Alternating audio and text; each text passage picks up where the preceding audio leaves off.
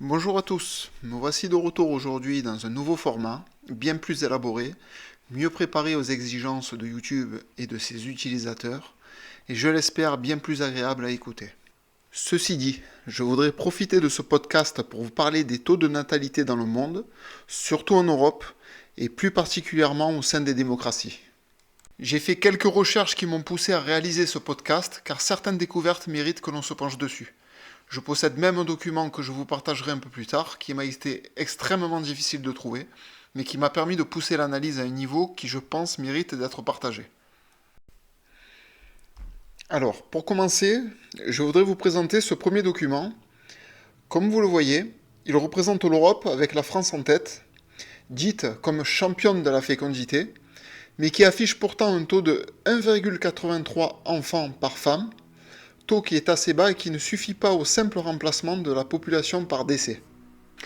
Mais ce qui est grave, c'est que ce chiffre est insuffisant malgré la politique d'immigration majoritairement africaine exercée depuis les années 70, c'est-à-dire qu'avec le rajout de millions d'individus qui proviennent de pays dont le taux de natalité n'est pas en déficit, la France ne parvient toujours pas à atteindre les 2,1 enfants par femme qui permettraient la pérennité du pays. Encore plus grave, voici maintenant une liste de la plupart des pays d'Europe dont beaucoup n'ont pas exercé de politique d'immigration. Nous allons commencer avec le Royaume-Uni. 1,57 enfants par femme, malgré que ce pays connaît une importante immigration. La même chose pour l'Allemagne. Malgré une immigration importante comprenant la vague migratoire de 2015, le pays ne dépasse pas le taux alarmant de 1,46 naissances par femme. Nous pouvons dire la même chose, voire pire, pour l'Italie, l'Autriche, l'Espagne et même les États-Unis ou le Japon ne sont pas épargnés. Je mettrai de côté la Chine qui est un cas particulier car elle a eu une politique d'enfant unique qui fausse les statistiques naturelles de naissance. Donc si on fait le point, toute l'Europe occidentale ainsi que les pays du monde sous influence américaine sont touchés par ce phénomène. Et là, la question se pose. Pourquoi les pays développés génèrent-ils sans exception un déficit de naissance ? Je voudrais apporter un premier élément de réponse avec cet exemple qui me semble particulièrement intéressant pour la démonstration que je veux faire. Nous allons prendre la Corée du Nord et la Corée du Sud. Pourquoi cet exemple ? Tout simplement parce qu'il s'agit d'un seul et même pays, coupé en deux et qui a subi l'influence de deux idéologies différentes. Je vais commencer par la Corée du Sud. Comme vous pouvez le voir, son taux de natalité est catastrophique, 0,78 enfants par femme, ce qui est le taux le plus bas du monde. Puis maintenant, la Corée du Nord, 1,79 enfants par femme. Effectivement, ce taux n'est pas parfait, mais il correspond à la moyenne supérieure des pays d'Europe. Mais surtout, il représente une différence considérable avec une même population d'un même pays, mais qui se trouve simplement de l'autre côté d'une frontière.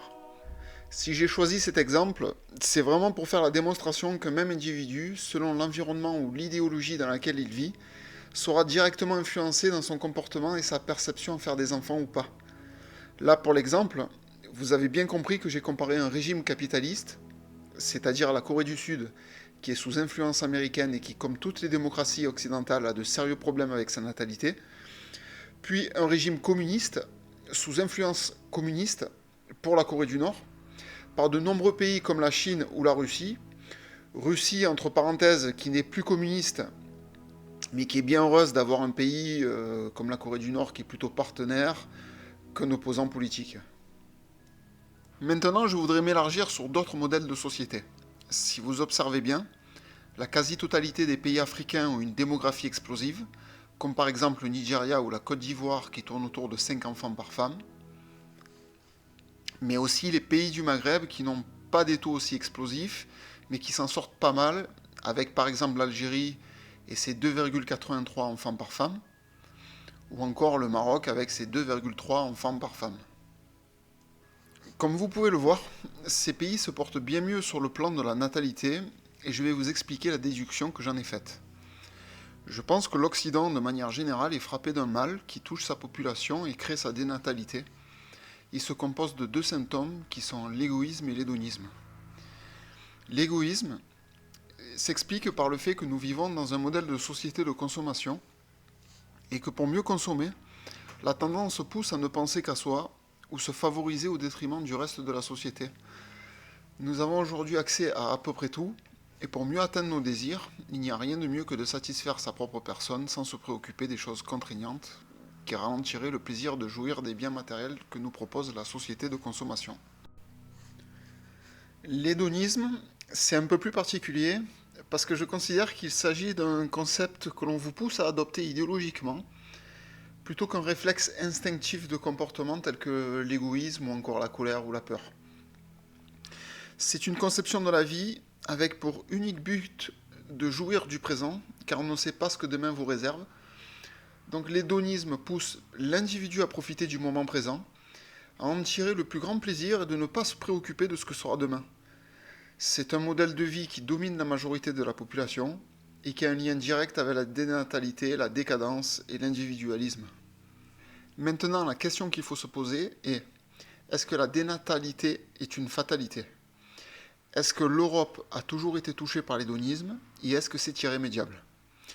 Ce qu'il faut comprendre, c'est que cet état d'esprit s'est développé à partir du développement de l'industrie au XIXe siècle et tout n'est qu'enchaînement de causes et d'effets, industrialisation, capital, dette.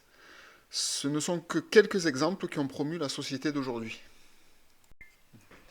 Cependant, j'ai réussi à mettre la main sur un document d'époque qui permet de mieux comprendre les dégâts de l'industrialisation, mais surtout la réaction d'une société qui a refusé cette société de consommation. Le voici. Bon, c'est une photo. Malheureusement, je ne sais pas si j'ai encore le scan original du document, mais en tout cas, je ne le trouve plus. Par contre, je peux vous certifier que ce document est authentique. Donc, que nous dit-il ? Il nous présente l'évolution de la natalité en Europe pour les années 1934, 1935, 1936 et 1937, en comparaison avec l'année 1933. Il suffit de faire quelques recherches pour vérifier que la natalité des années 30 était déjà en danger au sein de l'Europe. D'ailleurs, avec les tensions de cette période, la France espérait ne pas arriver à une guerre, car elle savait que répéter le scénario de la guerre 14-18 serait mortel pour son peuple. Elle n'en était de toute façon plus capable. D'ailleurs, vous pouvez voir sa position sur ce graphique, avant-dernière, ce qui démontre selon moi que l'hédonisme faisait son effet et que l'industrialisation avait déjà touché les foules. Si vous regardez bien, chaque année qui se succède sont moins de naissances que l'année précédente, et ça de 1933 à 1937. C'est dommage que j'ai pas les années suivantes. Vous remarquerez que c'est à peu près la même chose pour l'ensemble de l'Europe. La moyenne est à l'équilibre, voire même au déficit pour certains pays du bas de la liste. Par contre, vous remarquerez que ce n'est pas du tout le cas pour l'Allemagne. Si on déchiffre bien sa natalité, on peut lire plus 20% de naissances en 1934, plus 25% en 1935, plus 28% en 1936, et autour de 27% en 1937. Et là, une grande question se pose. Pourquoi un tel écart ? Certains me diront que c'était un État totalitaire, Hitler étant au pouvoir, et que les Allemands étaient forcés. Personnellement, je n'en crois rien. On peut sans doute forcer des populations à faire beaucoup de choses, mais certainement pas à faire des enfants. Je pense vraiment que les Allemands aimaient leurs conditions de vie et que l'État avait réussi à faire ce tour de force à ce que les citoyens aiment leur identité plus que leur propre personne. À partir du moment où l'on a plus d'amour pour son pays que pour soi-même, on comprend de suite pourquoi faire des enfants n'est pas un obstacle. Bon, ensuite est arrivée la guerre. L'Allemagne a perdu face à l'URSS et les États-Unis, et la France est passée sous influence américaine. L'hédonisme n'a fait que s'amplifier pour arriver à la société que nous connaissons tous aujourd'hui. Une France dépouillée de son identité, rongée par la société de consommation, un peuple qui ne cherche plus à se renouveler mais qui accepte l'arrivée continue d'Africains qui permettront d'occuper les emplois difficiles et de maintenir à l'équilibre les 68 millions que nous sommes. Mais un jour viendra où les Français deviendront minoritaires sur leur propre sol, la culture et les mœurs auront changé, et la France ne sera tout simplement plus la France. La transformation est déjà palpable, mais ce n'est apparemment pas suffisant pour que l'ensemble des Français acceptent de réagir. Personnellement, à part un effondrement, je ne vois rien d'autre. En ce qui concerne l'Allemagne de 1934, on peut lui faire bien des reproches, et je les partage avec vous, mais elle avait une belle qualité qui n'est pas des moindres, un projet de continuité de vie pour son peuple pour plus de 1000 ans. Voilà, ce sera tout pour ce premier essai. J'espère que l'écoute vous aura intéressé et vous donne envie d'en parler. Dites-moi tout dans les commentaires. Est-ce que vous partagez mon avis ou avez-vous une vision différente? Ce podcast m'a coûté de nombreuses heures de travail et j'espère vivre un jour en partie grâce à YouTube. Donc n'oubliez pas vos likes et abonnements. Comme vous pouvez le voir, je traite de sujets sensibles, mais de manière objective. Donc YouTube ne me favorisera pas dans le référencement, je pense bien. Et je compte sur vous pour partager mes vidéos et les faire vivre. Si ça marche bien, d'autres révélations qu'on voudrait faire oublier apparaîtront dans mes prochains podcasts.